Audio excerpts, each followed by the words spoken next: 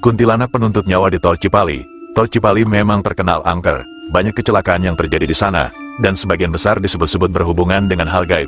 Cerita ini bermula ketika Bayu dan temannya, Dani, melakukan perjalanan malam dari Jakarta menuju Cirebon lewat tol tersebut. Mereka memilih berangkat tengah malam karena jalanan lebih sepi. Tapi mereka tidak tahu jika malam itu akan menjadi pengalaman mengerikan yang tak terlupakan. Di kilometer 182, Bayu mulai merasa suasana berbeda. Dani yang duduk di kursi penumpang sudah tertidur sejak keluar dari rest area. Bayu terus memegang kemudi sambil sesekali menguap. Namun, tiba-tiba, dia melihat sosok perempuan berdiri di tengah jalan. Bayu spontan membanting setir ke kanan untuk menghindarinya. Mobil mereka oleng. Namun untungnya tidak menabrak apapun.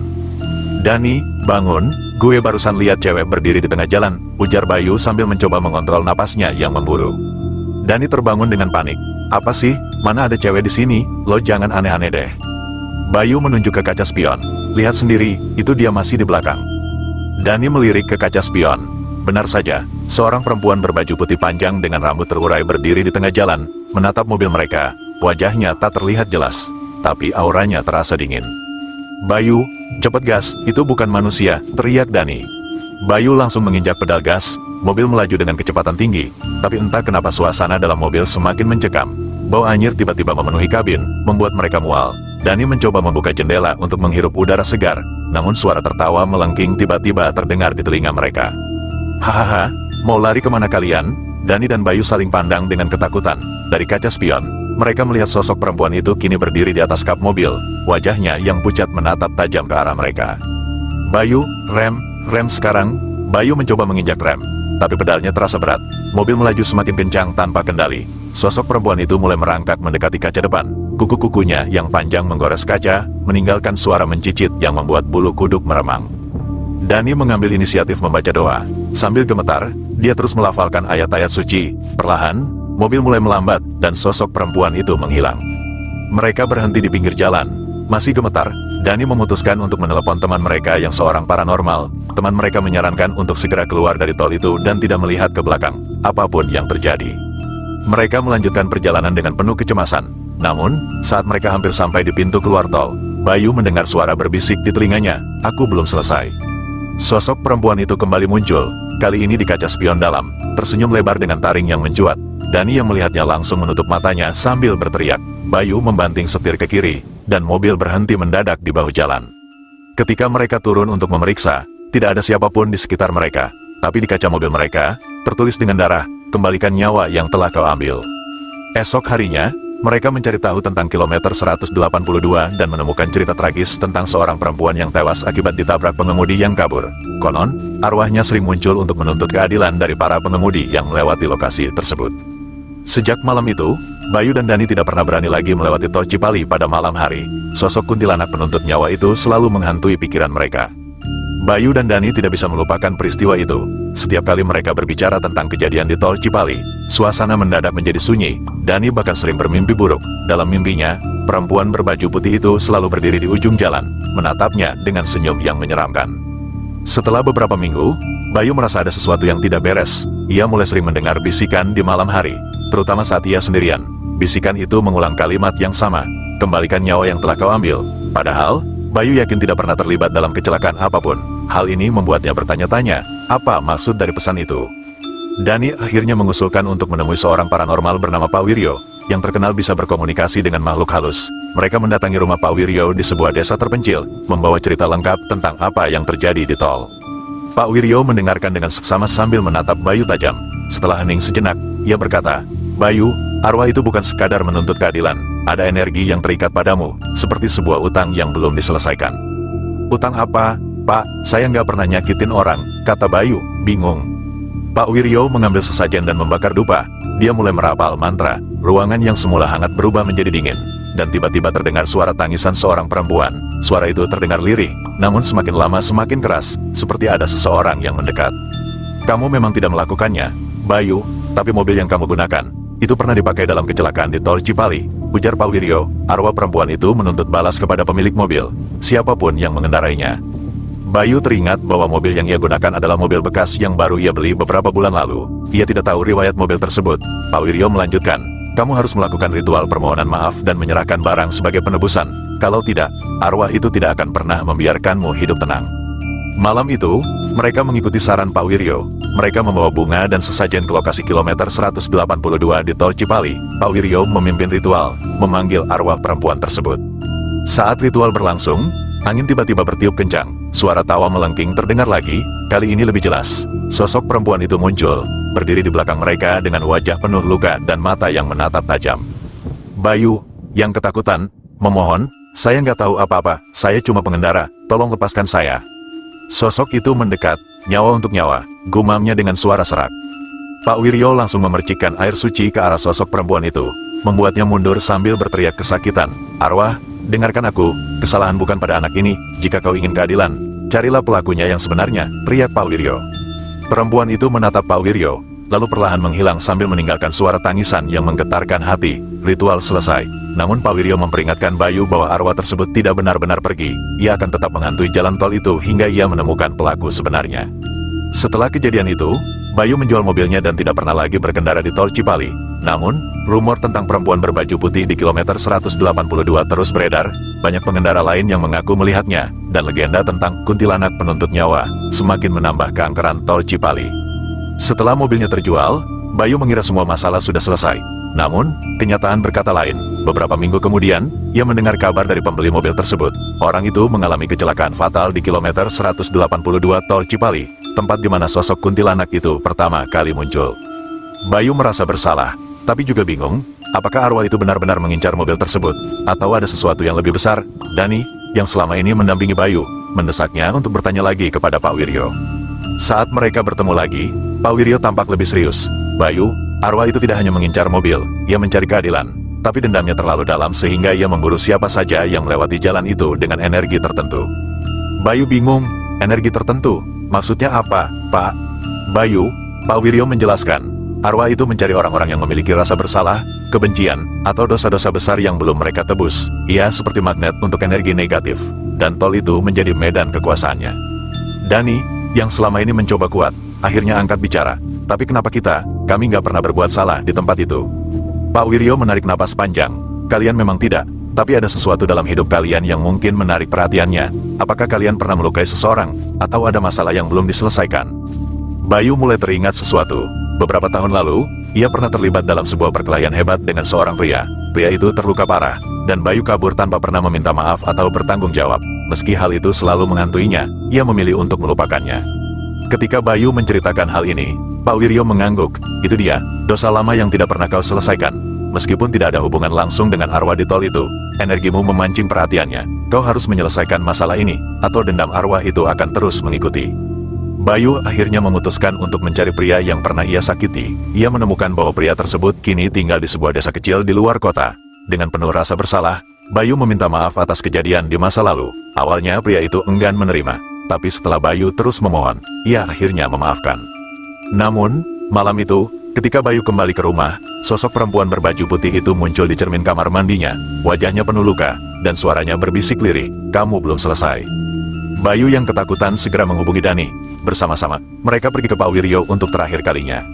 Pak Wiryo menatap mereka dengan wajah muram. "Bayu, ini peringatan terakhir, kau harus membuat arwah itu merasa damai. Caranya, kau harus kembali ke kilometer 182 dan melakukan ritual pelepasan, kali ini dengan keyakinan penuh." Malam itu juga, Bayu, Dani, dan Pak Wiryo kembali ke Tol Cipali. Mereka membawa sesajen, dupa, dan foto korban kecelakaan yang disebut-sebut sebagai arwah penuntut itu. Saat mereka melakukan ritual, angin kencang berhembus, dan suara tawa melengking kembali terdengar. Sosok perempuan itu muncul, melayang di udara dengan wajah penuh kebencian. "Aku tidak butuh maaf, aku butuh nyawa sebagai gantinya," teriaknya dengan suara menggelegar. Pak Wiryo tetap tenang, merapal doa sambil menyiramkan air suci ke tanah. Sosok itu mendekat, mencoba menyerang Bayu, tapi mendadak berhenti. Ia menangis, mengeluarkan suara memilukan. "Anakku, dia juga mati di sini," gumam arwah itu. Ternyata, perempuan itu adalah seorang ibu yang tewas bersama anaknya dalam kecelakaan di lokasi itu. Ia tidak hanya mencari pelaku, tetapi juga terjebak dalam kesedihan atas kehilangan anaknya. Bayu, dengan keberanian yang tersisa, berkata, "Maafkan kami hanya ingin membantu. Semoga kamu dan anakmu bisa tenang di alam sana." Setelah ucapan itu, sosok perempuan tersebut perlahan memudar, meninggalkan suara tangis yang perlahan mereda. Udara kembali tenang, dan ritual pun selesai. Sejak malam itu, Bayu tidak lagi diganggu. Namun, setiap kali melewati tol Cipali, ia selalu berdoa untuk semua arwah yang mungkin masih berkeliaran di sana. Dan legenda tentang kuntilanak di kilometer 182 terus hidup, mengingatkan semua orang untuk selalu berhati-hati, bukan hanya di jalan, tetapi juga dalam hidup mereka. Meskipun Bayu merasa lega karena sosok kuntilanak itu sudah menghilang, kenangan tentang malam-malam mengerikan itu masih menghantuinya.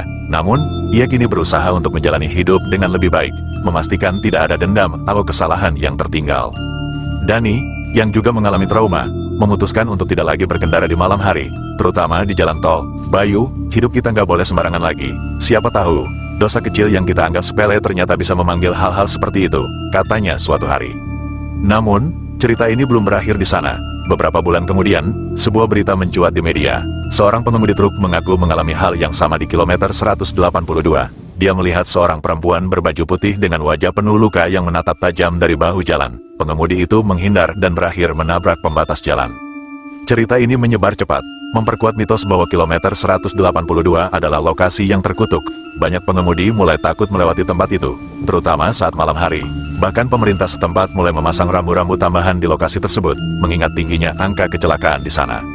Bayu, yang mendengar kabar itu, merasa ada sesuatu yang belum selesai. Ia kembali menemui Pak Wiryo, kali ini dengan lebih banyak pertanyaan. Pak, kenapa masih ada orang yang diganggu? Bukankah ritual kemarin sudah selesai? Tanyanya.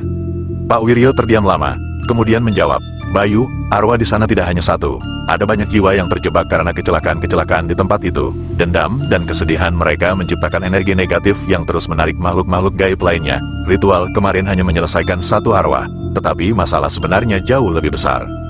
Bayu menghela napas berat. Jadi, apa yang bisa kita lakukan, Pak? Pak Wiryo menjelaskan bahwa solusi jangka panjang adalah melakukan doa bersama secara berkala di lokasi tersebut, mengundang keluarga korban kecelakaan untuk mendoakan arwah-arwah yang mungkin masih terjebak. Namun, itu bukan hal yang mudah dilakukan, karena tidak semua orang percaya pada hal-hal semacam ini. Bayu akhirnya memutuskan untuk membantu menggalang doa massal bersama beberapa komunitas spiritual. Mereka mengadakan acara di kilometer 182, menyalakan lilin, dan membaca doa bersama untuk para korban. Acara itu dihadiri banyak orang, termasuk pengemudi yang pernah mengalami kejadian aneh di lokasi tersebut. Selama doa berlangsung, angin dingin tiba-tiba berhembus. Beberapa orang mengaku melihat bayangan samar-samar di kejauhan, seperti sosok-sosok yang berdiri diam, mengawasi. Namun, tidak ada kejadian menyeramkan malam itu, hanya rasa haru dan kedamaian yang terasa di udara. Setelah acara itu, angka kecelakaan di kilometer 182 mulai berkurang secara signifikan. Orang-orang percaya bahwa arwah-arwah yang menghuni tempat itu perlahan mulai menemukan ketenangan. Meski begitu, cerita tentang kilometer 182 tetap menjadi peringatan bagi semua orang untuk selalu berhati-hati, baik di jalan maupun dalam kehidupan sehari-hari. Dan bagi Bayu, kisah ini menjadi pengingat yang abadi. Tidak peduli seberapa jauh kita melangkah, masa lalu selalu bisa kembali menghantui jika kita tidak menyelesaikannya dengan baik. Setahun berlalu sejak doa massal diadakan, Bayu kini hidup dengan lebih tenang. Tetapi rasa penasaran tetap menghantui pikirannya. Ia sering bertanya-tanya, apakah benar semua arwah di kilometer 182 sudah tenang? Ataukah masih ada yang tersisa? Pada suatu malam, saat ia berkumpul bersama Dani di sebuah warung kopi, seorang pria tua yang tidak dikenal mendekati mereka. Pria itu mengenakan pakaian lusuh dan membawa tongkat kayu. Dengan suara pelan, ia berkata, kalian anak-anak muda yang dulu mengadakan doa di tol Cipali, kan? Bayu dan Dani saling pandang, lalu mengangguk, iya, Pak, Bapak siapa? Ya, tanya Bayu. Pria itu duduk di kursi dekat mereka. Namaku Wirta. Aku dulu supir truk yang sering melewati kilometer 182. Aku tahu apa yang terjadi di sana. Tapi kalian harus tahu, doa kalian waktu itu belum sepenuhnya menyelesaikan masalah. Dani tampak gelisah. Maksud Bapak apa? Bukannya kecelakaannya sudah berkurang? Pak Wirta menghela napas panjang. Benar, kecelakaannya berkurang. Tapi itu hanya sementara. Tempat itu punya sejarah yang lebih kelam dari yang kalian kira. Bukan hanya tentang kecelakaan, tapi tentang perjanjian lama yang dibuat di sana. Bayu mendengar dengan serius, perjanjian apa, Pak? Pak Wirta menjelaskan bahwa puluhan tahun lalu, sebelum jalan tol dibangun, wilayah kilometer 182 adalah tempat keramat yang digunakan untuk ritual pesugihan. Para pemuja kerap datang ke sana untuk meminta kekayaan atau kekuasaan, dengan syarat menyerahkan tumbal berupa nyawa manusia. Setelah jalan tol dibangun, energi negatif dari ritual-ritual itu tidak hilang begitu saja. Malah, setiap kecelakaan yang terjadi menambah penghuni di tempat itu.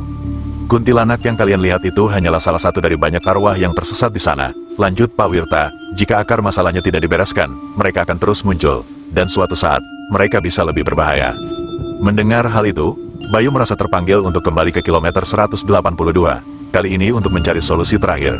Bersama Dani, ia mengajak Pak Wiryo lagi. Meskipun Pak Wiryo awalnya enggan karena merasa energi di tempat itu terlalu kuat. Namun, setelah meyakinkannya, mereka bertiga akhirnya pergi ke lokasi tersebut pada malam Jumat.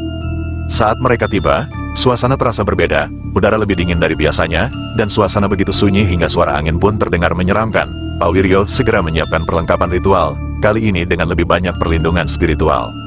Saat ritual dimulai, tanah di sekitar mereka terasa bergetar. Bayu dan Dani mendengar suara tangisan, tawa, dan jeritan dari segala arah. Meskipun tidak ada siapapun di sana, Pak Wiryo tetap fokus, melantunkan doa-doa sambil menyebarkan air suci ke seluruh area. Tiba-tiba, bayangan hitam besar muncul di tengah jalan. Sosok itu tidak berbentuk manusia, tetapi menyerupai makhluk besar dengan mata merah menyala. Suara beratnya menggema, "Apa yang kalian lakukan di wilayahku?" Pak Wiryo berdiri tegap. "Kami di sini untuk mengakhiri penderitaan yang kau ciptakan. Arwah-arwah ini bukan milikmu. Biarkan mereka pergi." Makhluk itu tertawa keras. "Mereka datang padaku dengan sukarela. Aku hanya memenuhi perjanjian mereka. Jika kalian ingin mereka bebas, kalian harus menyerahkan sesuatu sebagai gantinya." Bayu maju. Meskipun tubuhnya gemetar, "Kami tidak akan menyerahkan nyawa siapapun, tapi kami akan mendoakan agar semua yang kau ikat di sini bisa bebas. Kau tidak punya kuasa atas mereka lagi." Dengan keberanian itu, Bayu dan Dani ikut melantunkan doa bersama Pak Wiryo. Suara mereka semakin keras, mengalahkan suara tawa makhluk tersebut. Perlahan, bayangan hitam itu mulai memudar, dan suara jeritan arwah-arwah yang terjebak berubah menjadi bisikan pelan, seperti ucapan terima kasih. Setelah ritual selesai, suasana di kilometer 182 berubah, udara terasa lebih ringan, dan tidak ada lagi hawa dingin yang menyeramkan. Pak Wiryo tersenyum lelah. "Kalian berhasil. Semoga ini menjadi akhir dari semua gangguan di sini." Bayu dan Dani kembali ke rumah dengan perasaan lega. Mereka tidak hanya menyelesaikan masalah di kilometer 182, tetapi juga belajar bahwa keberanian dan niat baik bisa mengalahkan kegelapan sebesar apapun. Dan sejak malam itu, tidak ada lagi cerita menyeramkan dari Tol Cipali, terutama di kilometer 182. Tetapi bagi mereka yang pernah mengalami kejadian di sana, tempat itu tetap menjadi pengingat akan kekuatan yang tak terlihat dan pentingnya menjaga perbuatan baik dalam hidup.